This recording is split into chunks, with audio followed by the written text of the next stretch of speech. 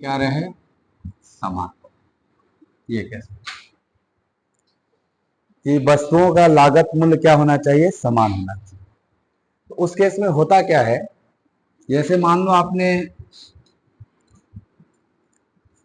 एक वस्तु लिखो, मैं बोल दे रहा हूं, सवाल लिखो। एग्जांपल सीपी सेम का केस है।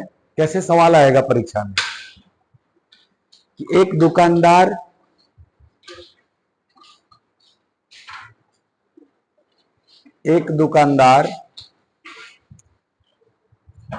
समान मूल्य वाली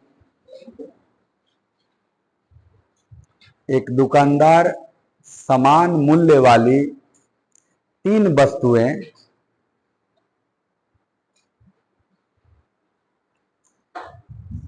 15% लाभ, 20% लाभ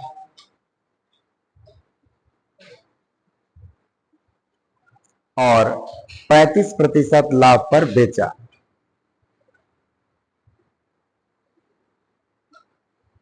35% लाभ पर बेचा। तो इस दुकानदार को कुल कितने प्रतिशत का लाभ हुआ? तो इस दुकानदार को कुल कितने प्रतिशत का लाभ हुआ?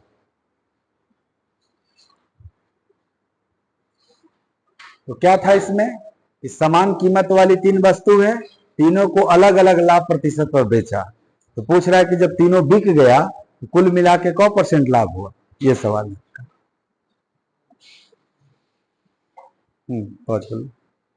कि जब भी ये केस आएगा कि सीपी सेम है वस्तुओं का और आपको दिया हुआ है कि पहले आर्टिकल को आपने बेचा है कितना % प्रॉफिट पे, 15% प्रॉफिट पे। दूसरी वस्तु को कैसे बेचा, सर इसको हमने बेचा है 20% प्रॉफिट पे। और तीसरी वस्तु को हमने कैसे बेचा, सर इसको हमने बेचा है 35% प्रॉफिट पे। ये डेटा दिया हुआ है। और सर इन तीनों वस्तुओं का सीपी क्या है, सर सीपी सेम है। बोला है ना, समान मूल्य वाली वस्तु। समान मूल्य वाली वस्तु मतलब क्रय मूल्य समान है इनका।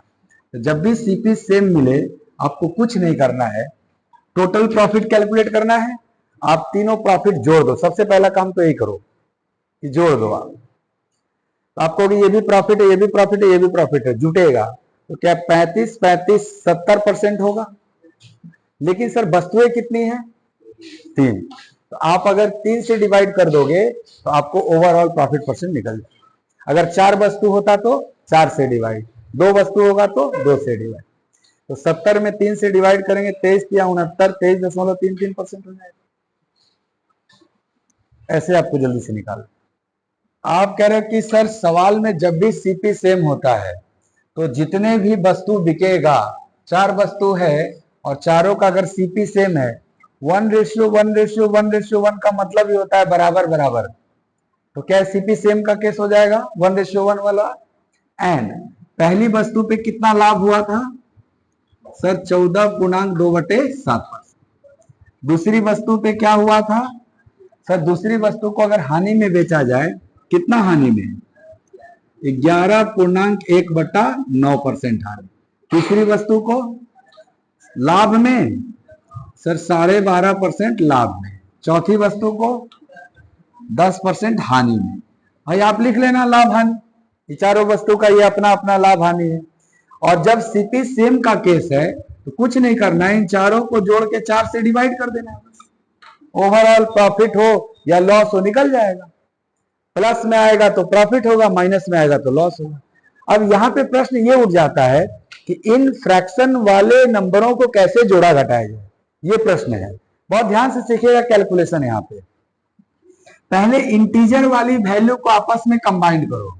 इन चारों मिक्स फ्रैक्शन में क्या इंटीजर 14 प्लस में है, ध्यान से देखना, 14 माइनस 11 3, भाई मन में रखते चलो, 14 minus 11 3, 3 plus 12 15, 15 minus 10, sir integer आया +5, रहने देते हैं। अब फ्रैक्शन देखते हैं, 2/7 में 1/9 घटाना है और 1/2 जोड़ना है। यानी फ्रैक्शन क्या है सर, 2/7 प्लस में, 1/9 माइनस में और 1/2 प्लस में, यही ना है आपका। अब इनको एक साथ कंबाइन कर लेते हैं हम लोग, जरा कंबाइन करते हैं। क्या भिन्न वाला फ्रैक्श जो होता है इसका जोड़ घटाओ, क्या हम एलसीएम निकालते हैं थोड़ा? तो 7, 9, 2 का एलसीएम 126। सर ये 7 से 126 में भाग लगता है क्या 18, और 18 दूनी 36। मन में रखना, या इच्छा है तो लिख लेना आप कि 18 दूनी 36। फिर 9 से डिवाइड करते हैं तो 9 से 14 बार में जाएगा, और 14 एक कम 14। फिर 2 से डिवाइड करेंगे तो 63 बार में जाएगा, और 63 एक कम 63। सर इनको कंबाइन किया जाए, 36 और 63 99, 99 में से 14 गया 85। क्या ये 85 बटे में 126 है? बोलिए। तो सर ये किस में आया, प्लस में ना, क्या यहां ऐड हो जाएगा 85 बटे 126। अब जो इंटीजर और फ्रैक्शन है इसको ऐड करना है, तो क्या हम इसको 5 पूर्णांक 85 बटे 126 लिख सकते हैं? प्लस में आया तो प्रॉफिट, माइनस में आता तो लॉस। बोलो, समझ में? भाग देना बाकी है।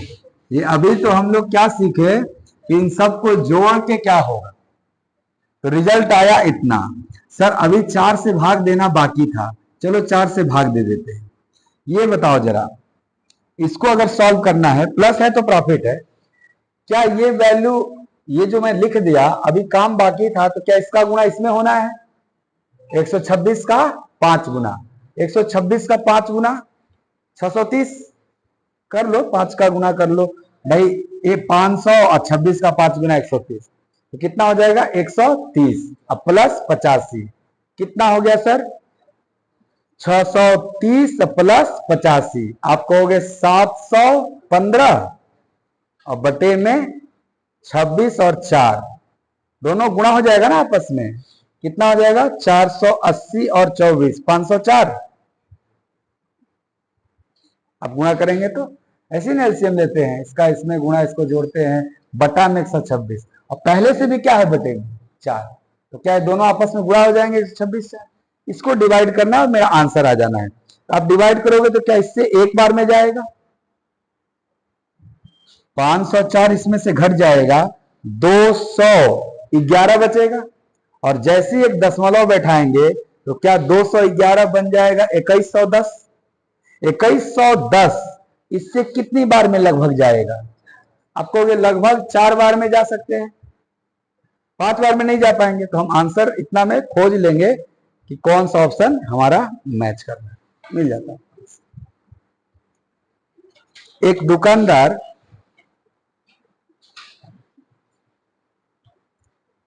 अपनी वस्तुओं को, एक दुकानदार अपनी वस्तुओं को समान मूल्य पर बेचता है।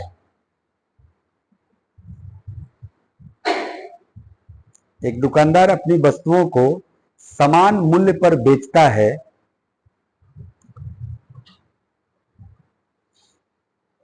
तो पहली वस्तु पर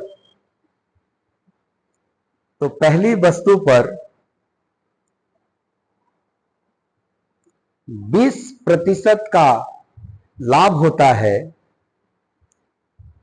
20% का लाभ होता है, और दूसरी वस्तु पर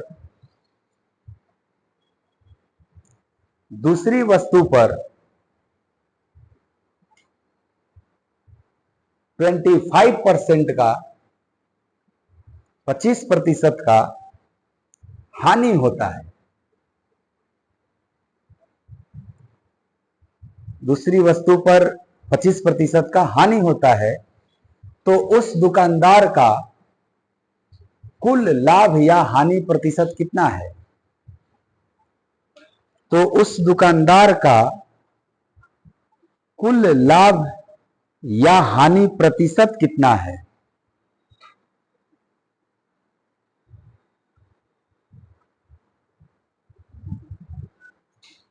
ये सवाल है।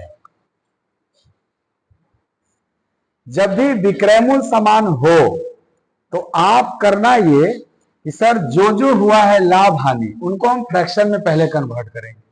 पहली वस्तु पे क्या हुआ सर, पहली वस्तु पे 20% प्रॉफिट हुआ है, हम इसके 20% प्रॉफिट को ना फ्रैक्शन में कन्वर्ट करेंगे 1/5। सर दूसरी वस्तु पे क्या हुआ सर, दूसरी वस्तु पे 25% लॉस हुआ, तो हम इसको फ्रैक्शन में कन्वर्ट करेंगे 1/4 आएगा।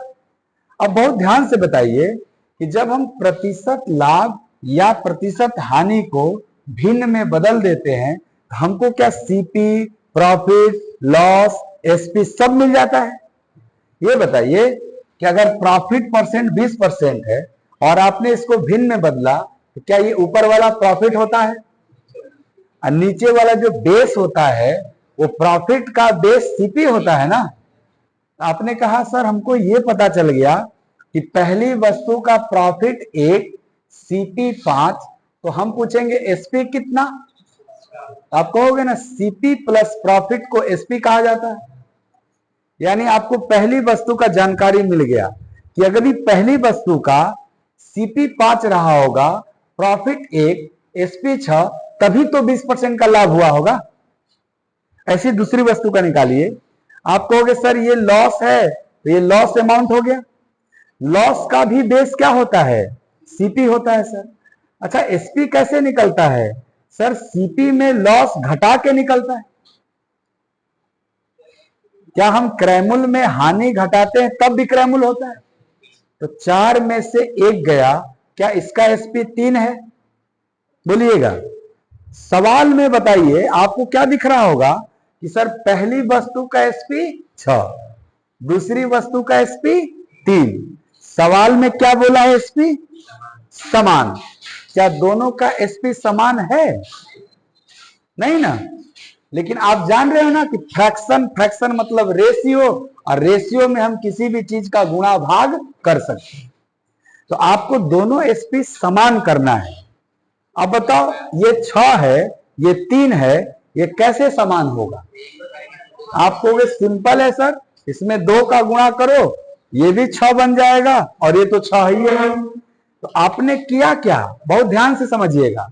आपने किया ये कि सर दूसरी वस्तु के विक्रयमूल्य को दुगना कर दिया। अगर विक्रयमूल्य दुगना किया तो क्या ये लाभ और क्रयमूल्य सब दुगना हो जाएंगे? अगर नहीं दुगना होंगे तो ये प्रॉफिट मेंटेन कैसे रहेगा? ये जो परसेंटेज है लॉस परसेंट, ये मेंटेन कैसे रहेगा? समझ में आ रहा है ना बात? तो आप रेशियो के एक टर्म में गुणा करते हो तो सब में हो जाता है, राइट? बताओ पहली वस्तु का प्रॉफिट कितना है सर? पहली वस्तु का प्रॉफिट है 1 यूनिट। दूसरी वस्तु पे लॉस हुआ है ना, वो कितना है? लॉस को माइनस में लिखते हैं और प्रॉफिट को प्लस। क्या ये टोटल प्रॉफिट या लॉस मिला के -1 हुआ? बोलिएगा। ये हो गया नेट या टोटल प्रॉफिट या लॉस। माइनस में आया तो लॉस, प्लस में आएगा तो प्रॉफिट। आपसे पूछेंगे टोटल सीपी कितना होगा? भाई टोटल सब लाभ निकालना था, टोटल पे निकालना था। पहली वस्तु का सीपी 5, दूसरी वस्तु का सीपी 8। क्या total profit, total CP 13 unit. तो टोटल प्रॉफिट कैसे निकलता है? परसेंट। आप कहते हो टोटल प्रॉफिट परसेंट बराबर profit by total CP into 100। ऐसे ना प्रॉफिट परसेंट निकालते हैं। प्रॉफिट टोटल कितना मिला आपको? सर प्रॉफिट नहीं मिला है, लॉस मिला है। इसका मतलब इस क्वेश्चन में नेट हमें लॉस हुआ। लॉस हुआ तो लॉस परसेंट कैसे निकलेगा? Loss by CP into 100। Total loss कितना था? 1। सीपी कितना था? 13, और इंटू 100 करेंगे तो परसेंटेज 1/13 यानी कि 100/13। आप इसको सॉल्व करोगे 7.9/13% का लॉस हो गया। इस सवाल का जवाब क्या है? 7.9/13% लॉस। सीख गए? क्योंकि सवाल अगर ऐसा आ गया कि विक्रय मूल्य समान है, दो वस्तुओं का विक्रय मूल्य समान है, ये सवाल में पहले देखना क्या समान है। आपको लग रहा होगा कि दो वस्तुओं का विक्रय मूल्य समान है और पहली वस्तु को अगर बेचा जाए x% प्रॉफिट पर, कितने पर? x% प्रॉफिट, और दूसरी को बेचा जाए x% लॉस पर। बहुत ध्यान से समझ लेना, मतलब ये दोनों जो वैल्यू है ना x ये बराबर हो जाएगा, या पहली को x% लॉस पर तो दूसरी को x% प्रॉफिट पर। मतलब दोनों में से एगो प्रॉफिट होना चाहिए, एगो लॉस, और दोनों के दोनों क्या होने चाहिए? समान। यहां भी x तो यहां भी x, और दोनों कैसे बिकना चाहिए? समान मूल्य पर। ऐसे केस में ना हमेशा हमेशा लॉस होगा। क्या होगा? पहले तो ये बात जान लो, दो वस्तुओं का विक्रय मूल्य समान रहना चाहिए। एक अगर x% लाभ पर बिका, दूसरा x% हानि पर बिका, तो कुल मिलाकर जो होगा ना वो हमेशा हानि होगा। जब कुल मिला के हमेशा हानि होगा तो प्रश्न है हानि प्रतिशत कितना होगा? लाभ तो हो ही नहीं सकता, हानि होगा तो परसेंटेज तो हानि परसेंट निकलेगा। वो कैसे निकलेगा? सर ये जो है ना x, इसी का स्क्वायर बाई 100%। कब? जब दोनों जगह समान लाभ समान हानि रहेगा। क्या इस सवाल में आपको दिया गया कि मान लो पहली वस्तु पे 30% प्रॉफिट हुआ और दूसरी वस्तु पे 30% लॉस हुआ, अब बोला नेट क्या होगा? तुम कहोगे ना दावे के साथ कि अगर दोनों का एसपी समान है तो नेट लॉस ही होगा, कुल मिला के क्या होगा? लॉस। कितना परसेंट होगा? तुम कहोगे जब x था तो x स्क्वायर बटा 100, तो जब 30 है तो क्या 30 स्क्वायर बटा 100? 30 स्क्वायर का मतलब 900 बटे 100 का मतलब खाली 9। क्या जवाब है 9% लॉस हो? वही मैं बोला कि 2 सेकंड में निकाल लो। में है 3 वस्तु का एसपी समान दिया है ना सर, ऐसे दिया जाए 3 वस्तु का विक्रय मूल्य समान। पहली वस्तु को कैसे बेचा? सर बेचा है 10% लॉस पे। दूसरी वस्तु को सर बेचा है 12.5% प्रॉफिट पे। और तीसरी वस्तु को सर इसको बेचा गया है 14.2/7% लॉस पर। यह सवाल अगर है आपके सामने, 3 वस्तुओं को समान दाम पर बेचा गया, समान दाम पर बेचा गया, और पहली पे हुआ 10% नुकसान, दूसरी पर हुआ 12.5% फायदा, और तीसरी पर हुआ 14.2/7% नुकसान। तो आपसे पूछा गया कुल फायदा या नुकसान कितना हुआ, यही ना प्रश्न है। अगर यह प्रश्न है तो आपको तरीका बताया कैसे हल करिएगा। सर सबसे पहले तो सबका एसपी समान करिए। एसपी कैसे मिलेगा आपको? आप कहोगे जब इन परसेंटेज को भिन्न में बदलेंगे तभी एसपी मिलेगा। 10% का फ्रैक्शन 1/10। सर ये लॉस है तो ऊपर वाला लॉस हो गया, लॉस का बेस सीपी होता है, तो क्या इसका एसपी 9? सर दूसरे वस्तु को हम फ्रैक्शन में निकालें तो ये 1/8 है, ये प्रॉफिट है तो ये ऊपर वाला प्रॉफिट हो गया और नीचे वाला सीपी हो गया, और सीपी प्लस प्रॉफिट एसपी होता है 9। सर इसका भी एसपी 9 है, यानी अब तक तो दोनों वस्तुओं का एसपी समान दिख रहा है, परंतु होना चाहिए क्या? तीनों वस्तु का एसपी समान। तो तीसरे को बदलना, क्या इसका फ्रैक्शन 1/7 होता है?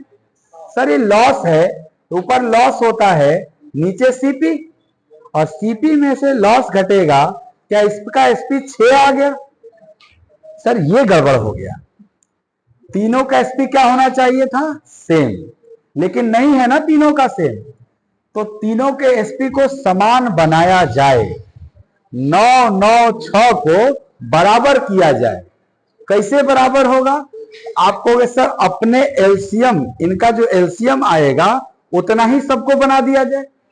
तो 9, 9, 6 का एलसीएम आपसे पूछा जाए क्या होगा, क्या आप 18 बोल सकते हैं? सर 18 तीनों से कट जाएगा। तो बताओ, इसका मतलब है कि इनको बराबर करना, अर्थात सबको 18 18 18 बनाया जाए।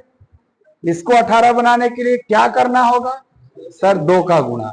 क्या इस सब में हो जाएगा? इसको 18 बनाने के लिए सर 2 का, सब में हो जाएगा। इसको 18 बनाने के लिए 3 का, सब में हो जाएगा ना। अब बताओ, पहली वस्तु पे लाभ कितना दिख रहा है? 2 एकम हानि है ना। चलो, पहली वस्तु पे लॉस कितना दिख रहा है? -2 लिख लोगे लॉस को माइनस में। दूसरी वस्तु पे क्या दिख रहा है और कितना दिख रहा है? 2 एकम 2 लाभ दिख रहा है, +2 हो गया। तीसरी वस्तु पे 3 एकम 3 हानि ना, -3। क्या ये टोटल लाभ हानि हो गया? सर लाभ हानि का बेस क्या होता है? सीपी। अगर हम टोटल लाभ हानि ऊपर लिखे तो टोटल सीपी नीचे लिखेंगे। पहली का सीपी 20, दूसरे का सीपी 16 और तीसरे का सीपी 21। सीपी है ना, ये हमेशा प्लस में रहता है। कितना हुआ? 2 से 2 कट के -3 बटा में इनको जोड़ा जाए जरा। 20 16 36 और 20 57। सर ये तो भिन्न में आया, अगर गुणे 100 करेंगे परसेंटेज बन जाएगा। गुणे 100, आप इसको सॉल्व करोगे तो आप कहोगे ना 300 बटा में 57% का लॉस हो गया। डिवाइड कर लेंगे, डिवाइड करना होगा। ये आपका आंसर। एसपी रेशियो 1:1 नहीं है, 1:2:3। ऐसे अगर 3 वस्तु का विक्रय मूल्य, अगर ये 1:1:1 होता तब तो समान बोल देते, लेकिन ये है 1:2:3। अच्छा, पहली वस्तु पे प्रॉफिट या लॉस दिया हुआ है ना, कितना परसेंट है? कितना परसेंट पहली वस्तु पे प्रॉफिट या लॉस? प्रॉफिट।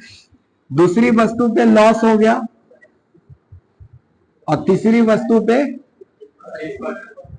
25% प्रॉफिट। ऐसे अब बोला कि टोटल प्रॉफिट या लॉस परसेंट कितना होगा, ये सवाल कि 3 वस्तुओं के विक्रय मूल्य का अनुपात दिया हुआ है, तीनों वस्तु पे बताया गया है कि लाभ कितना परसेंट, हानि कितना परसेंट, लाभ कितना परसेंट, और टोटल प्रॉफिट या लॉस पूछा गया कितना परसेंट। इस तरह का सवाल।